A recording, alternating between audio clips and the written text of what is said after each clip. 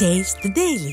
பழைய பொருட்களை மக்கள் எரித்த காரணத்தால் சென்னையில் காற்றின் தரம் மிகவும் மோசமாக உள்ளது. சென்னை மற்றும் புறநகர் பகுதிகளில் பொதுமக்கள் பழைய பொருட்கள், டயர் உள்ளிட்டவற்றை எரித்து போகி பண்டிகையை கொண்டாடினர். இதனால் சென்னை மற்றும் புறநகர் பகுதிகளில் கடும் புகைமூட்டம் ஏற்பட்டது. சில பகுதிகளில் அதிகாலை நேரத்தில் சாலைகள் தெரியாத அளவிற்கு புகைமூட்டம் காணப்பட்டதால் வாகன ஓட்டிகள் முகப்பு விளக்கை எரியவிட்டு சென்றனர். இந்நிலையில் சென்னை மற்றும் புறநகர் பகுதிகளில் காற்றின் தர குறியீடு மிகவும் மோசமடைந்துள்ளது.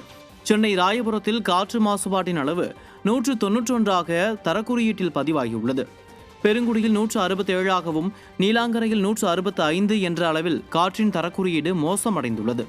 இதேபோல் அரும்பாக்கம், அண்ணா சாலை, காட்டாங்குளத்தூர், பொத்தேரி உள்ளிட்ட பகுதிகளில் காற்றின் தரம் சுவாசிப்பதற்கு மிகவும் ஆபத்தான நிலையில் இருப்பதாக ஆய்வறிக்கைகள் தெரிவிக்கின்றன. போகி பண்டிகைக்கு பிளாஸ்டிக், டயர் உள்ளிட்ட காற்று மாசு ஏற்படும் பொருட்கள் எரிப்பவர்கள் மீது விடியா திமுக அரசு நடவடிக்கை எடுக்காமல் இருப்பதே காற்று மாசடைவதற்கு காரணம் என இயற்கை ஆர்வலர்கள் குற்றம் சாட்டியுள்ளனர்.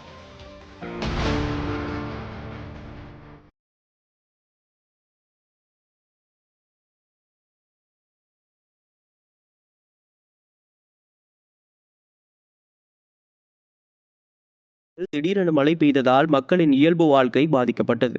போகி பண்டிகையையொட்டி மக்கள் கொண்டாடி வரும் நிலையில் அதிக அளவில் காற்று மாசுபாடு ஏற்பட்டுள்ளதோடு வானமும் மேகமூட்டத்துடன் காணப்படுகிறது.